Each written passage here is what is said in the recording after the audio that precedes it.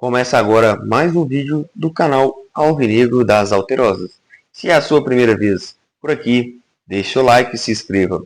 E no vídeo de hoje vamos debater um pouquinho do que deu errado e no que devemos fazer para o jogo de domingo para que o Atlético consiga reverter esse resultado e levantar essa tão sonhada taça da Copa do Brasil. Por que a Copa do Brasil é tão importante nessa temporada? Nas outras temporadas, a Copa do Brasil nunca foi prioridade.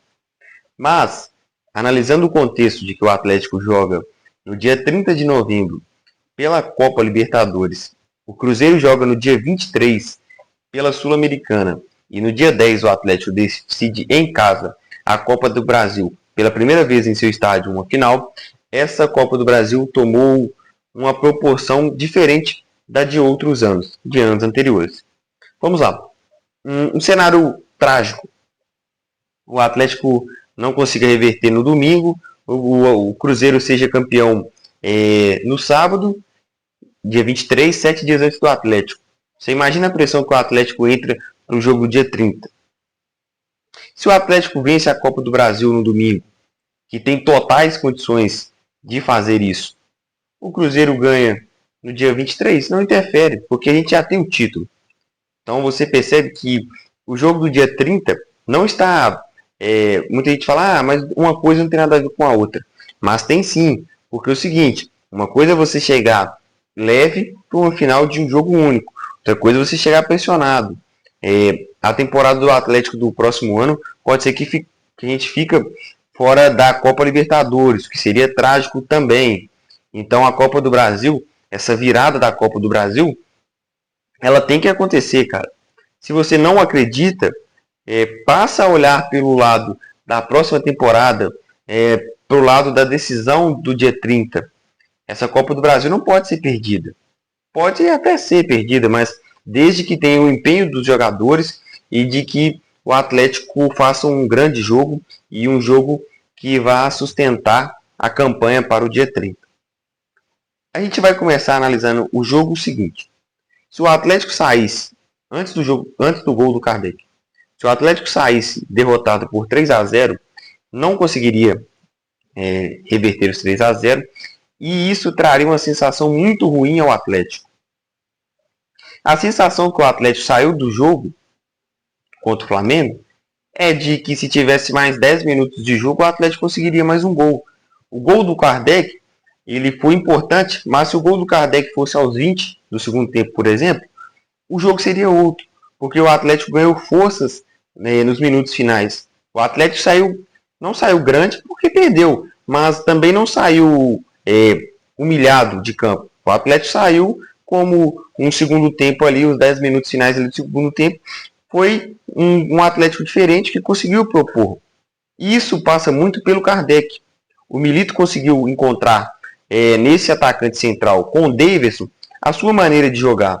E quando você não tem o Daverson, o time joga de maneira diferente. E eu coloquei aqui na thumbnail do vídeo exatamente um lance para exemplificar isso. O Atlético não consegue jogar no contra-ataque sem ter o atacante central. Porque o Hulk passa a ser esse atacante central. E o Hulk ele não tem condições de dominar a bola, prender a bola, arrancar com a bola e finalizar no gol. Não tem como. O cara é um super-herói, mas ele não é uma máquina imbatível. Nem o Messi, nem o Cristiano Ronaldo, nenhum jogador no mundo consegue fazer isso. E aí você fala, mas tem o Paulinho e o Scarpa. Porém, no jogo, quando você joga no contra-ataque, o Paulinho e o Scarpa, eles voltam para marcar os laterais. E quando ele chega lá na linha de fundo, e o Atlético rouba a bola aqui na cabeça da área, até ele sair daqui para chegar aqui, o time já recompôs. Então o Hulk ele tenta ali, ele corta para um lado, corta para o outro, prende a bola e tal, mas ele não tem ninguém que conecta com ele. Com o Daverson é diferente, porque o Daverson é que recebe a bola, ele é que casquinha a bola. E o Hulk recebe, prende, espera o Daverson passar, e aí o Atlético consegue organizar esse contra-ataque. Quando você tem o Scarpa e o Paulinho, você não consegue fazer isso, porque eles estão muito aplicados na defesa. Então, para o jogo contra o Flamengo no domingo, talvez se o Kardec entrar, é uma possibilidade. É uma possibilidade. Talvez eu jogo que fosse melhor entrar com o Vargas, para ver se o Vargas consegue dar essa dinâmica para o contra-ataque. Lógico que o Atlético não vai jogar no contra-ataque, mas assim, para dar um peso maior no ataque, já que o Atlético é o time que vai precisar do resultado. O Atlético não pode ficar atrás, o Atlético tem que ir para cima. O torcedor atleticano vai estar ali para empurrar, para ser aquela muleta, mas o time tem que se organizar para atacar o Flamengo os 90 minutos. O Saravia, para mim, tem que ser o titular da posição, porque o Lianco não vem tão bem. E o Saravia, ele tem aquela coisa da loucura. O Saravia é um jogador que é muito esforçado e é um jogador que ele traz aquela energia argentina assim. E esse jogo vai precisar muito do que não é dentro das quatro linhas. Aquela pressão, aquele entusiasmo, o que é espiritual, o que mexe com o espírito dos jogadores. Se a torcida entrar parada, o time não vai.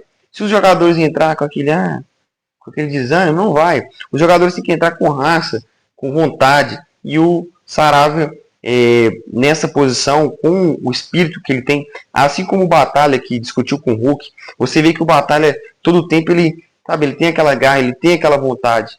Então, o Saravia é uma peça importante para esse jogo contra o Flamengo.